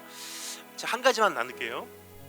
제가 가만히 돌아보니까 먼저 제 안에 그런 것을 발견하게 되고요. 제가 목사로서 선교사로서 이렇게 보니까 사람들 안에서 그런 모습을 또 동일하게 발견하게 되는 것 같습니다. 많은 경우 우리의 그 상처가 불안감으로 자리를 잡고 그 불안감이 우리에게는 우상의 역할을 하는 경우가 참 많은 것 같아요. 예를 들어서 물질에 큰 상처를 받은 사람들이 있을 거예요. 정말 가난했던 시절, 너무나 자신이 초라하게 느껴지고 갈 곳이 없었던 이 불안했던 순간들, 그거 조금 시간이 지나잖아요. 그러면 이게 불안감이 형성이 돼요. 또 그렇게 되면 어떻게 될까? 또 그렇게 수치를 경험하고, 또 그렇게 갈 곳이 없고, 또 그렇게 큰 경제적인 빚을 안고, 또 그렇게 쫓기고 밤잠 못 이루면 어떻게 될까? 그러다 보면 어떻게 되냐? 조금 시간이 지나면 그것이 우상이 돼요. 물질에 연연하고 물질에 욕심 쌓아놓고 이 두 번 다시 내가 그렇게 상처받지 아니하리라. 그러면 우리는 하나님 앞에서 큰 죄책감을 느껴요. 하나님, 참 내가 못났어요. 용서해 주세요. 내가 이렇게까지 물질의 욕심을 가지고 내가 일에 미쳐 삽니다. 그럼 하나님께서 나에게 오셔서 그냥 용서를 하시든지 아니면 나를 경책하신다고 생각해요. 네가 어떻게 그렇게 물질에 연연하느냐. 근데 오늘 이 말씀을 돌아보면요, 하나님은 어떻게 하시냐? 네가 그럴 수밖에 없었어. 그때 얼마나 힘들었으면, 그때 얼마나 막연했으면, 그때 얼마나 창피했으면 네가 오늘은 네 자신을 지켜내기 위해서 거기까지 물질에 연연하는 사람이 됐느냐. 다 이해한다. 넌 그럴 수밖에 없었어. 그러니까 우리는 우리 자신을 굉장히 자책하고 하나님의 죄책감을 가지고 사는 경우가 많습니다. 근데 하나님 천국 가면 한 가지 깜짝 놀랄 거예요. 생각보다 하나님이 우리의 생각했던 것보다 훨씬 더 많이 이해하고 계시다는 거예요. 죄를 저지를 수밖에 없었던 그 원인까지도 이해하시는 분이세요. 저는 그런 상처가 있어요. 끊임없이 저는 짐 싸고 돌아다녔던 사람이거든요.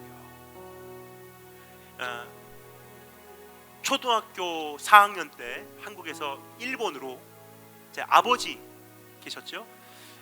아버지 사시는 일본. 근데 말이 아버지지 언어도 통하지 않는 분이세요. 아버지하고 저는 문화도 달랐어요. 그러니까 아버지께서 저를 혼내실 때 가장 듣기 싫었던 말이 있어요.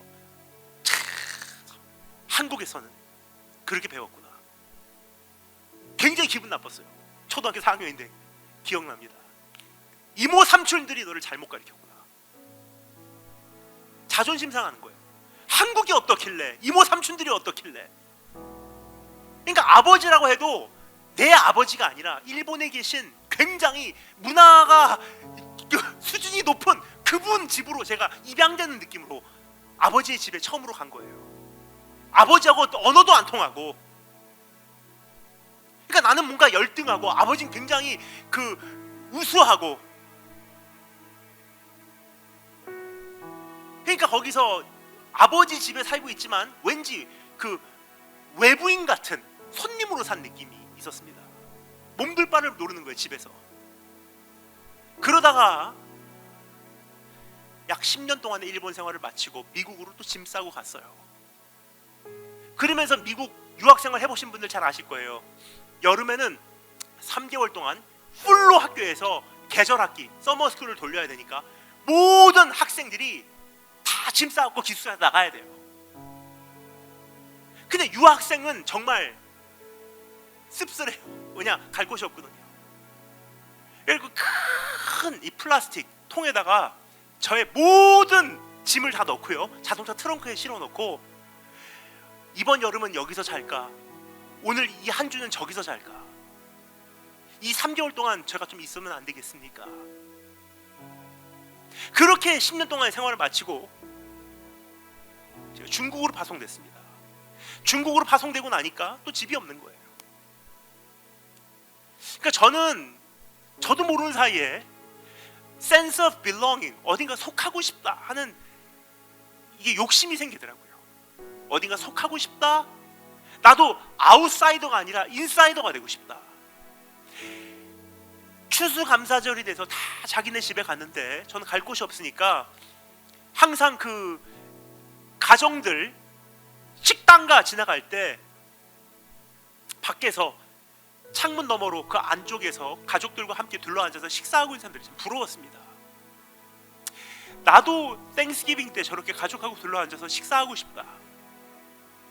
아웃사이더가 아니라 인사이더가 되고 싶은 욕심이 굉장히 많았어요.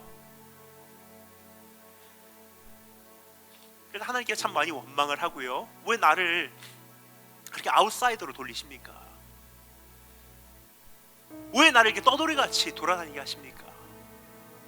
근데 하나님께 저에게 오셔서 하시는 말씀은 꾸짖는 음성이 아니었더라고요. 그럴 수밖에 없었어. 이해한다.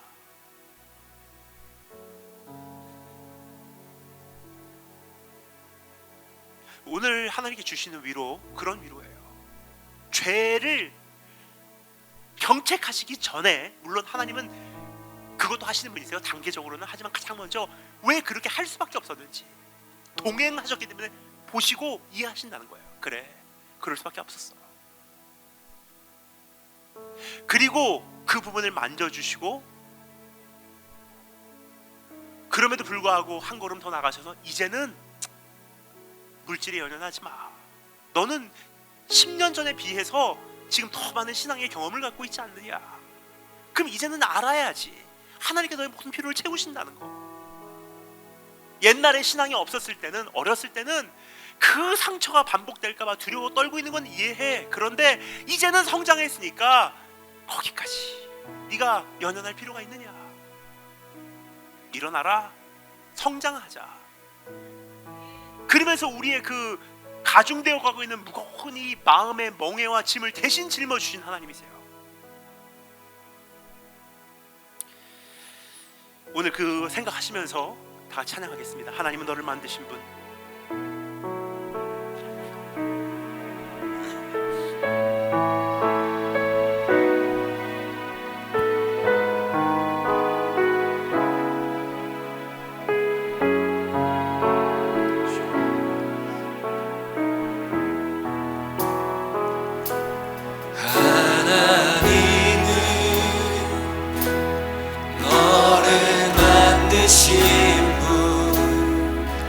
너를 가장 많이 알고 계시며 하나님은 너를 만드신 분 너를 가장 깊이 이해하신단다. 하나님은 너를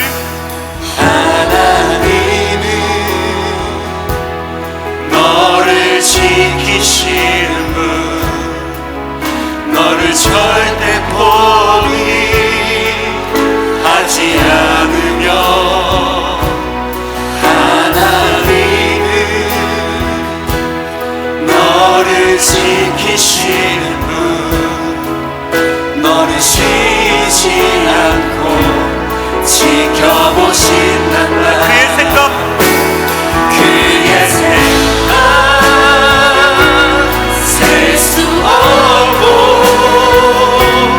그의 잠이 무궁하며 그의 성실 날마다 새롭고 그의 사랑 끝이 없다. 하나님은 너를 원하신 분.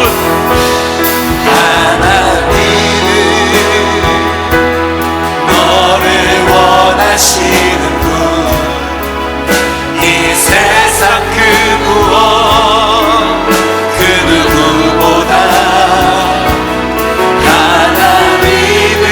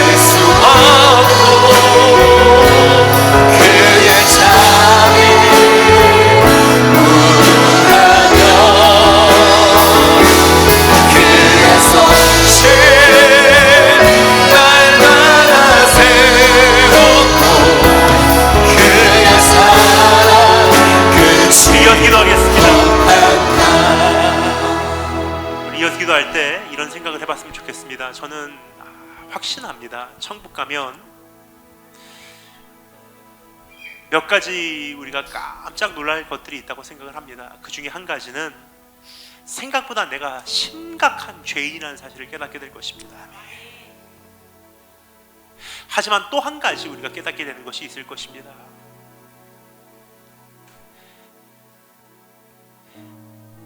하나님께서 생각보다 나를 정말 귀하게 여기고 계시다는 것을 알게 되실 것입니다. 우리가 우리 자신을 볼 때는 참 악하고 더럽고 추악하고 부족하고 연약하고 또 넘어지는 그러한 존재로서 우리 자신이 스스로 참 자책할 때가 참 많이 있지 않나 생각이 됩니다. 그러나 오늘 하나님께서 노아를 바라보시면서 칭찬하셨던, 인정하셨던 그 음성이 기억이 납니다. 그 시대에 그는 의인이었더라. 그 시대에 그는 의인이었더라. 이런 시대 속에서 그래도 잘 살고 있다. 세상이 이렇게 악해지는데 그래도 변질되지 않으려고 몸부림치고 있는 것을 내가 잘 안다. 다 넘어지고 있는 이 시대에 넘어졌다가도 일어나는 네 모습이 참 귀하다. 이젠 죄책감도 없이 살아가는 사람들 속에서 죄책감 가지고 씨름하며 하나님 앞에 가슴 치며 회개하는 네 모습이 너무나 사랑스럽구나 말씀하신 주의 음성입니다. 여러분, 우리 주님은 우리와 동행하셔서 다 보셨기 때문에 다 아시고 계세요. 얼마나 그 순간 힘들었는지, 얼마나 외로웠는지, 얼마나 답답했는지, 얼마나 불안했는지, 얼마나 숨막혔는지. 오늘 그 주님 앞에 나와서 우리가 그 위로를 얻지 않으시렵니까? 모든 위로의 하나님. 그리고 주님 도움의 손을 펼쳐주시사 내 가정에 임하여 주시고 내 자녀, 그 자녀의 건강, 내 영혼, 내 사역, 내 사업, 내 일터, 내 인생, 내 건강 하나님 도와주세요. 그리고 정말 점점 정신적으로도 육체적으로도 이 압력이 올라가고 있는, 점점 이 무게가 느껴지는 우리 삶의 현실 속에서 수고하고 무거운 짐진 자들아 다 나에게로 오라. 내가 너를 편히 쉬게 하리라 말씀하신 주의 음성 듣고 우리가 가오니 우리의 짐 대신 짊어주시기를 간절히 소망합니다. 모든 위로를 하나님께 내가 오늘 갑니다. 주여 한번 크게 외치고 다 같이 기도하도록 하겠습니다. 다 같이 기도합니다. 주여! 그의 생각 셀 수 없고 그의 자비 무궁하며 그의 성실 날마다 새롭고 그의 사랑 끝이 없단다. 그의 생각 셀 수 없고 그의 자비 무궁하며 그의 성실 날마다 새롭고 그의 사랑 끝이 없단다. 그의 생각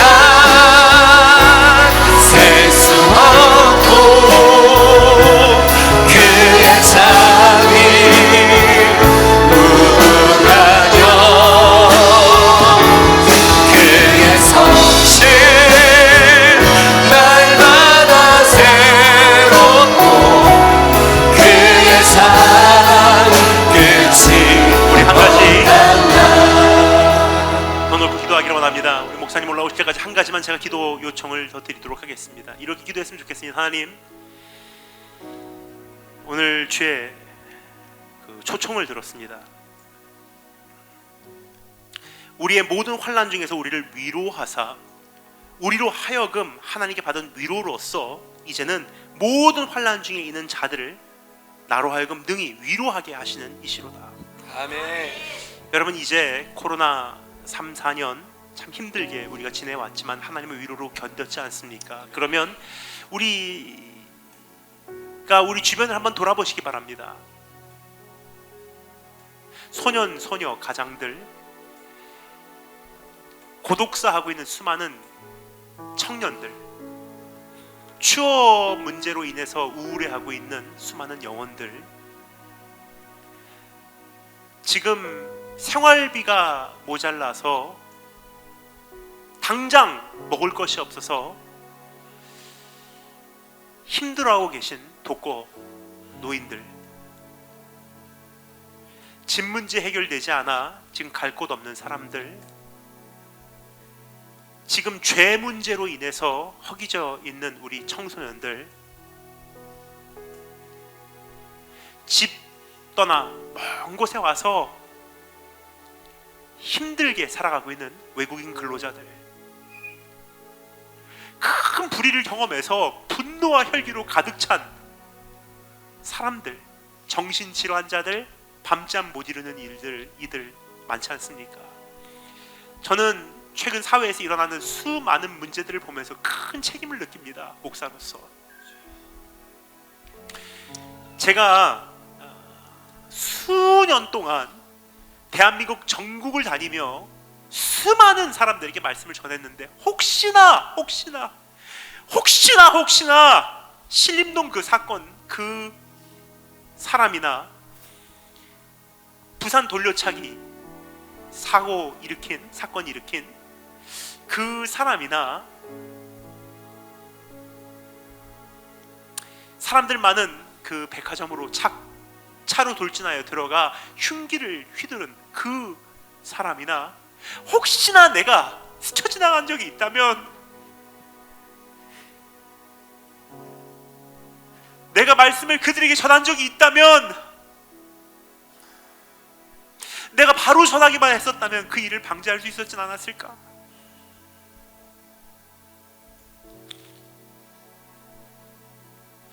여러분, 세상의 소망은 이제는 사실 정치계에서, 사회 어디에서 우리가 찾아보기가 힘듭니다. 교권도 무너졌고요. 이제는 참 세상 어디 찾아봐도 희망이 없는 것 같아요. 그런데 유일하게 주님께서 우리에게 주시는 말씀은 유효합니다. 너희가 세상의 소금이요, 너희가 세상의 빛이라. 소금이 그 맛을 잃으면 무엇으로 썩어져가는 이 세상을 짜게 하리요? 무엇으로 비추겠냐는 거예요. 목사가 제대로 그 역할을 감당했었다면 혹시나 그 사람들에게 말씀 전하는 기회로 스쳐 지나가기만 했었다면 그런 사건 사고들을 방지할 수 있었진 않았을까? 그 사람들을 치유하지는 못했을까? 참 많이 회개하게 되고요, 후회하게 되고 제 자신을 돌아보게 됩니다. 더 늦기 전에 수년 후에 그런 일이 또 발생하지 않는다고 누가 말할 수 있겠습니까? 점점 이렇게 심해져 가고 있는 이 세대 속에서. 그러면 더 늦기 전에 우리가 그 사람들을 찾아가기 바랍니다. 우리가 해야 될 역할이 있는 거예요. 내가 하나님께 받은 위로로서 모든 환난 중에 있는 자들을 능히 위로하게 하시는 이시로다.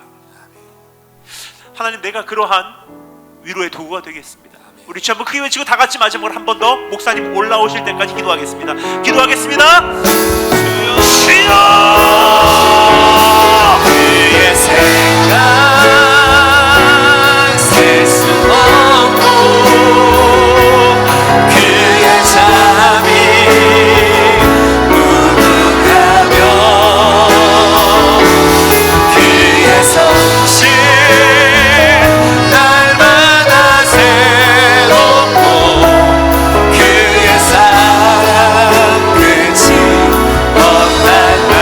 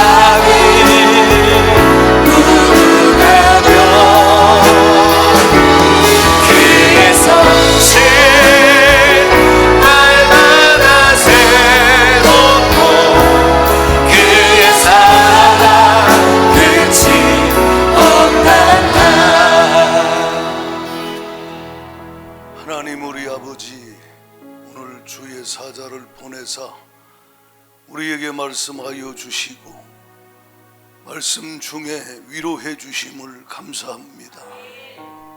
주님, 예배를 통해서 주님이 주시는 모든 위로가 심령에 임하게 하여 주셔서 감사합니다.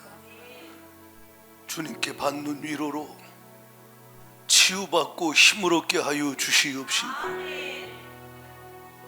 모든 환난 중에 고통하는 주님이 사랑하는 그 영혼들을 향하여 주님의 사랑으로 그 위로로 위로하는 자 되게 하여 주옵소서.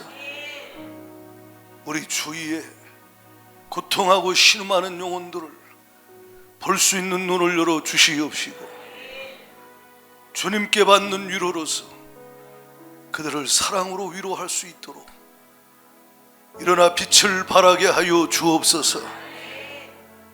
방해하는 모든 어둠의 영들 하나님께 위로받지 못하게 하고 세상의 헛된 위로 찾게 만드는 어둠의 역사 예수의 이름으로 결박될지어다. 예수의 이름으로 떠나가, 떠나가, 떠나가. 주님, 내 주위에 울고 있는 자를 볼 수 있게 하여 주시고 주님께 받는 위로로서 내가 위로받고 그를 사랑으로 주님 마음으로 위로하며 섬기게 하여 주옵소서. 주가 이루실 줄 믿사옵고 예수님 이름으로 기도하옵나이다.